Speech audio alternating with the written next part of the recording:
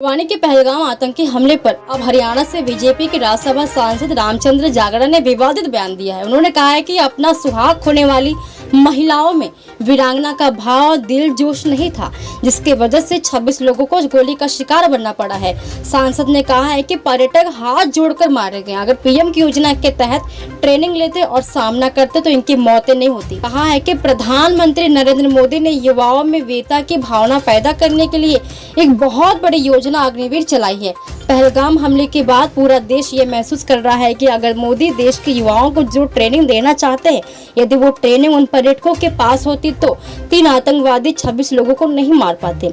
अगर यात्रियों के हाथ में लाठी डंडा कुछ भी होता और वे चारों तरफ से आतंकवादियों की तरफ दौड़ते तो मैं दावा करता हूँ कि शायद 5 या 6 लोगों की ही मौत होती, लेकिन तीनों आतंकवादी भी मारे जाते। वहाँ पर जो हमारी वीरांगनाएं बहन थी, जिनकी मां का सिंदूर छीन लिया गया, अगर उन्होंने अहिल्याबाई का इतिहास पढ़ा होता तो उनके सामने उनके पति को कोई निरपराध इस तरह से गोली नहीं मार सकता था, चाहे वो भी शहीद हो जाती। जोश नहीं था, जज्बा नहीं था, दिल नहीं था, इसलिए हाथ जोड़ के गोली का शिकार हुआ।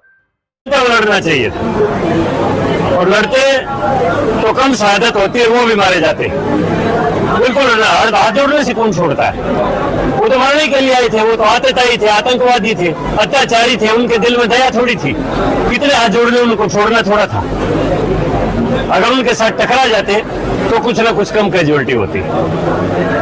यही तो अग्निवीर योजना प्रधानमंत्री जी ने चलाई थी।